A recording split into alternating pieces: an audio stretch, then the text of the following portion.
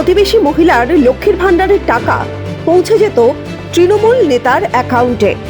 সরকার পরিবর্তন হতেই নড়ে চড়ে বসল প্রশাসন। এমনই চাঞ্চল্যকর ঘটনাটি ঘটেছে নদিয়ার কৃষ্ণগঞ্জের ভারত বাংলাদেশ সীমান্তবর্তী বানপুর গ্রাম পঞ্চায়েতের রঘুনন্দনপুর গ্রামে। স্থানীয় সূত্রে জানা গিয়েছে, অঞ্জনা বিশ্বাস শ্রমিক পরিবারের গৃহবধূ। তার স্বামী গোপাল বিশ্বাস দিনমজুরের কাজ করে কোনো রকমে সংসার চালান। লক্ষ্মী ভাণ্ডারের প্রাপক অঞ্জনা তিনি বলেন, 2021 সালে লক্ষ্মী ভাণ্ডারের জন্য তিনি আবেদন করেছিলেন, কিন্তু কোনো রকম টাকা তার অ্যাকাউন্টে ঢোকেনি। তার আরও কি বক্তব্য শুনুন আপনারা। আমি প্রথম থেকেই করি 21 সাল থেকে। আচ্ছা, দিয়ে অনলাইনে চেক করলাম, বললো 21 সালে তো অন্য অ্যাকাউন্টে ঢুকে যাচ্ছে। দিয়ে আমি তাকে বলছি কোথায়, তা ওই ছেলেটা বলতে আমি তো বলতে পারবো না, অনলাইনে ছেলেটা তাই বললাম। তারপরে বিজয় আসি, বিজয় কৃষ্ণকে পাঠায়, এখানে পাঠায়, সেখানে বলছি সুপাল বিশ্বাস আমাকে দেখালো, বললো সুপাল বিশ্বাস। দিয়ে ওই নেতা বললো কি যে এক পাবে ওই সুপাল বিশ্বাস।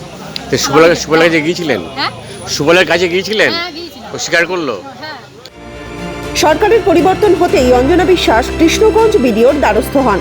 পাশাপাশি তিনি কৃষ্ণগঞ্জ বিধানসভার বিধায়ক সুকান্ত বিশ্বাসকে সমস্ত ঘটনা জানান বিডিও অফিসের ক্যাম্পাসে।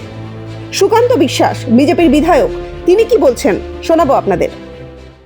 দেখা যাচ্ছে সুফল কুমার বিশ্বাস, নাম শুনে বুঝতেই পারছেন একজন মেল তিনি লক্ষ্মীর ভাণ্ডার এবং লাস্ট দেখুন 10/2/2026 সেখানেও তার স্টেটমেন্টে লক্ষ্মীর ভাণ্ডার স্কিম থেকে তিনি 1500 টাকা পেয়েছেন, মানে তার এসসি কোটায় তাকে অ্যাড করা হয়েছে।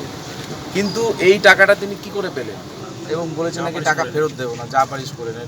যাই হোক, তিনি ক্যামেরা অফ ক্যামেরা অনেক কিছু বলতে পারেন, কিন্তু আমি আশা করব ভিডিওর মাধ্যমে যে সেই ব্যক্তি যেন এনাদের যেটা প্রাপ্য সেটা উনি ফেরত দিয়ে দেন। আদারওয়াইজ আইন তো আছে। অভিযুক্ত তৃণমূল নেতার সঙ্গে যোগাযোগ করা সম্ভব হয়নি। এখন দেখার প্রশাসন কি ব্যবস্থা নেয়। এ বিষয়ে কৃষ্ণগঞ্জ ব্লক সমষ্টি উন্নয়ন আধিকারিককে প্রশ্ন করা হলে তিনি বলেন, এরকম একটি অভিযোগ এসেছে, তারা বিষয়টি খতিয়ে দেখছেন।